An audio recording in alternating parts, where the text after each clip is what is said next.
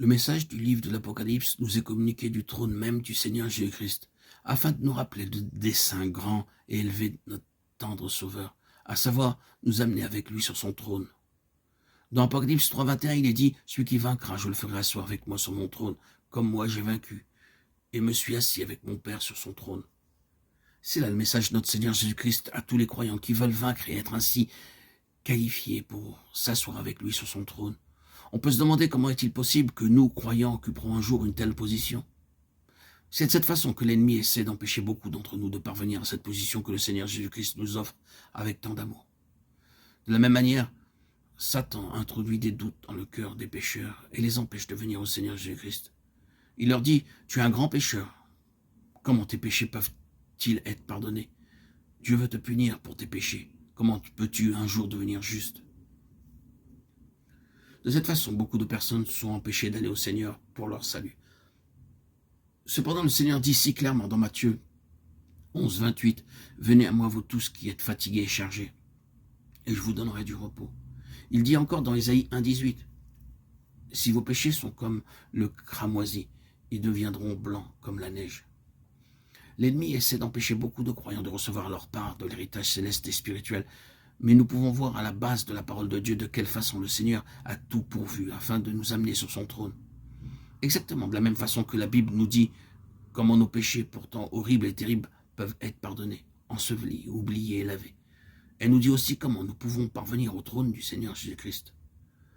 Le Seigneur Jésus-Christ a accordé une vision de l'Église céleste à l'apôtre Jean, qui était retenu prisonnier dans l'île de Patmos à cause de la parole de Dieu et du témoignage du Seigneur Jésus-Christ.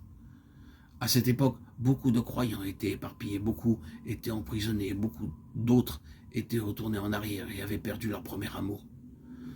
Cependant, notre Seigneur a montré qu'il avait pourvu à tout en faveur des croyants pour qu'ils vainquent.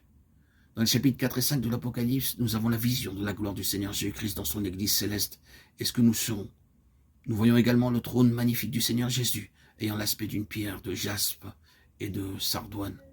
Celui qui est assis avait l'aspect d'une pierre de jaspe et de sardoine, Apocalypse 4.3. Ces deux pierres sont magnifiques, claires et transparentes. Nous pouvons voir à travers du verre. Parfois, nous ne pouvons pas voir très clairement à travers du verre, mais ces pierres-ci sont tellement transparentes que nous pouvons voir tout clairement à travers elles. Les pierres de jaspe et de sardoine représentent la pureté et la perfection du Seigneur Jésus-Christ.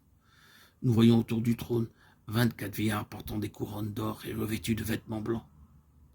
La vision représente ici 5 points importants. Premièrement, nous voyons un magnifique arc-en-ciel en forme de cercle environnant le trône du Seigneur Jésus-Christ. Puis nous voyons 7 lampes ardentes brûlées devant le trône. Nous voyons encore tout autour du trône 4 êtres vivants remplis de yeux devant et derrière. Le premier être vivant était semblable à un lion, le second à un veau, le troisième avait la face d'un homme, et le quatrième était semblable à un aigle qui vole. Ensuite, au chapitre 5 de l'Apocalypse, nous est présenté un livre scellé de 7 sceaux, au milieu du trône et des 4 êtres vivants, et au milieu des vieillards. Il y avait là un agneau qui était comme immolé, possédant 7 cornes et 7 yeux. Par le moyen de ces 7 grands symboles, il nous est montré la façon de vaincre et de parvenir sur le trône de notre Seigneur Jésus-Christ.